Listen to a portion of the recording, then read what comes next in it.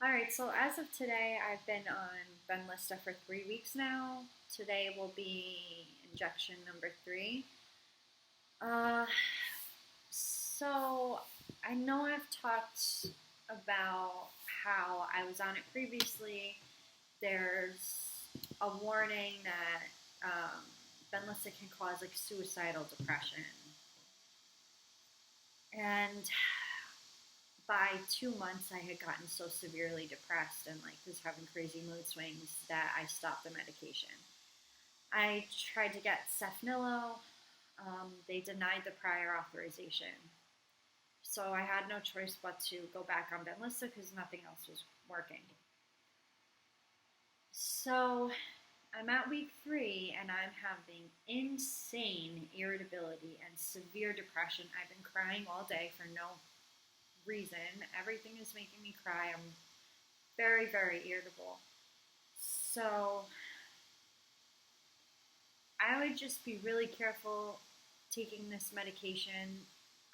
I know it was a very small percentage of people, I think, that had this reaction, but if you do, I would call your rheumatologist immediately. And so here's what happened. I had the reaction to Benlysta. I had called my rheumatologist office. Now, I live in Florida, but I'm originally from upstate New York. So I'm in Florida. I was taking the Benlysta. I had this reaction. It was pretty severe. And it like just kind of came on out of nowhere. It wasn't really a progression. Like this time, it seems to be more of a progression. But regardless, called the rheumatologist. I told them what's going on, and they're like, "Oh well, we can't tell you over the phone whether you should stop taking this medication or not. You need to come in for an appointment for that." I'm telling you I'm having suicidal depression. Are you crazy? Like, this is Florida. Then the appointment they did give me was like 3 months out. I waited that whole time. I stopped taking the medication just by myself. I was given no direction. I called the pharmacy. The pharmacy was like, "No, your doctor has to deal with this. We can't tell you what to do." But of course, they wanted me to come in for an appointment to even tell me to stop taking it. Like, whether I should start just taking it every other week and then completely stop after a while or whatever. So I just stopped it abruptly because I didn't know what else to do and I couldn't let myself get more depressed than I already was. It would have really been dangerous. So I wait 3 months for this appointment, and then they called me to reschedule 3 times. The third time was right before Thanksgiving, I believe, of last year. So I did not know what else to do. So I went back home to New York to my rheumatologist in New York. Now, healthcare is by far better in New York. In Florida, I can't speak for the rest of the South because I've not received medical care in this other parts of the South, but in Florida, it is absolutely deplorable. I've heard this from many people. A lot of you, if you're from New York, then you probably already know this. You've already heard this. But it is really bad here. And if you have a chronic illness, I would probably not come here. I just wouldn't. So I literally had to go all the way to New York to figure out what to do with this Benlysta, and my rheumatologist up there put a prior auth for Saphnelo in. It was approved. The problem was I went up there in the winter, because, it was like November. The winters there are so harsh. It's, first of all, extremely painful. I get Raynaud's and just severe joint pain. It's really bad for me, the cold. I can't. It's unbearable. And I was up there for almost the whole winter. I just couldn't take it anymore. So before I even got to get my first infusion, I came back down south only for this reason. Got an appointment with this rheumatologist down here And I've seen many of them, they're all pretty bad. Um, and they put in a prior auth for the Saphnelo. My insurance, down here, denied the prior auth. So now I am in a fight with my insurance company. So I can't let my disease be out of control, right? Because that means your immune system could be doing permanent organ damage, and you can't function when you have this level of disease activity, right? You can't even really get out of bed. Your muscles are very weak. Your joints hurt. You're sleeping like 12 to 15 hours a day. There's no being able to work or function or do anything normally. So I couldn't let that happen. And I couldn't, I had to wait to fight this insurance company, basically. Pretty much, I had to go back on Benlysta to prove a point and then be able to go back to my insurance company and say, no, this is inhumane, this is not happening. You're not going to do this. I'm going to get a lawyer. Because they're the same type of medication.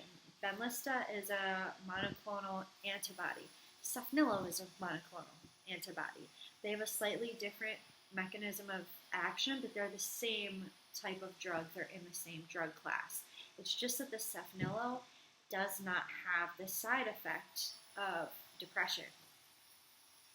So I don't understand why they would approve one monoclonal antibody and not the other.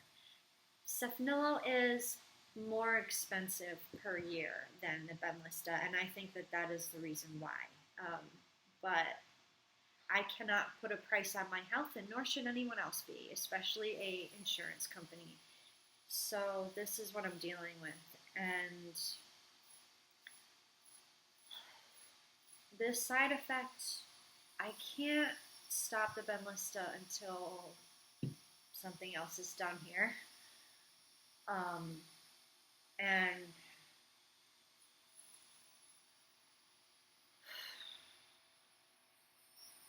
so I just can't. This is insane.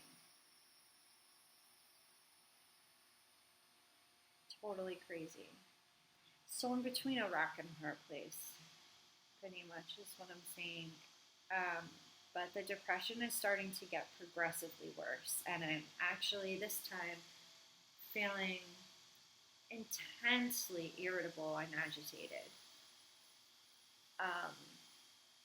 If anybody else is having this problem with their insurance company, something similar when it comes to getting the Saphnelo or other lupus drugs, and you're in Florida, please let me know. Drop a comment, message me personally, however you got to get a hold of me, just let me know, because I'm at the point of consulting a lawyer. I'm definitely not going to let this insurance company get away with this, because this is inhumane to put someone through this. This is the second time now. But I will let you guys know how this goes. I am starting to feel much better as far as my lupus symptoms. It's just that the side effects that this drug is causing. As I feel progressively better, this depression and agitation and mood problems are getting progressively worse, and this is really not normal for me. So I will keep you guys posted. Don't forget to like and subscribe, because I will be giving very honest account of everything I'm dealing with. If I am able to successfully fight this insurance company in getting the Saphnelo, because my rheumatologist did tell me, like, oh, they could do a peer-to-peer review, which is the next step after prior auth is denied. But they have so many patients that they're denying this drug for. It's like they haven't really been able to get anyone approved for this medication. Well, why did the FDA even bother approving it then? If they're not going to let anybody get it. I don't understand this. But it just sounds like this is happening to a lot of people. So if anyone's having trouble getting Saphnelo and you're in Florida, let me know.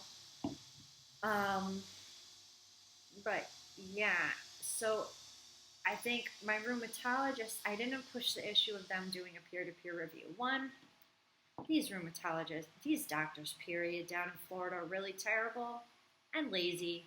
They don't want to do it.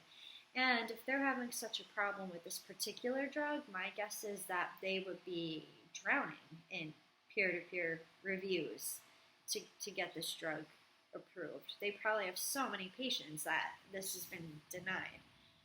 So I filed an expedited appeal today with my insurance to try to get this drug approved, and I'll keep you guys updated on what's going on with that.